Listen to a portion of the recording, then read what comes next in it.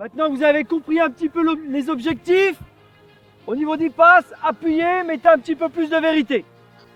Bon, forcément, on a une idée de jeu, j'ai un plan de jeu, comme je pense tous les entraîneurs, et on essaye avec Laurent de leur inculquer quelques principes. Bien sûr, on ne va pas tout passer en revue, parce qu'on a déjà peu de temps, tout est très concentré, 4-5 entraînements avant le premier match, comme on l'a vu. Là, on enchaîne maintenant les matchs tous les 3 jours, avec un renouveau perpétuel, des joueurs qui arrivent, des joueurs qui partent. Mais on essaye de faire 2-3 points sur lesquels on essaye de se concentrer et puis de travailler. Je veux qu'on presse tout de suite à la perte. Pas qu'on commence à regarder, j'ai perdu le ballon, je marche. Non, je suis agressif sur le porteur, j'essaye de récupérer le ballon là.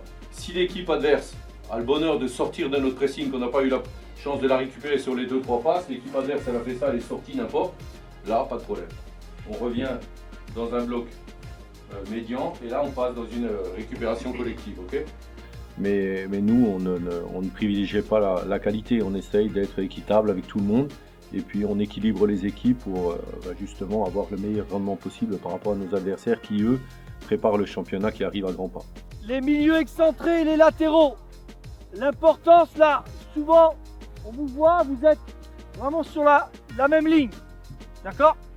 Il faut qu'il y en ait un qui donne de la largeur.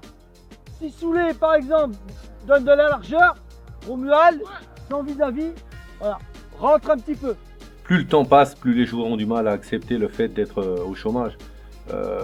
Et il y a aussi, pareil, là, un grand écart entre certains joueurs qui sont plutôt en fin de carrière, qui sont assez objectifs sur leur avenir, et puis de jeunes joueurs comme on rencontre qui ont entre 20 et 25 ans, qui voient les échéances passer, les matchs passer et ne pas être appelés. Donc il faut aussi essayer de les rassurer et de les amener jusqu'au bout avec un moral d'acier.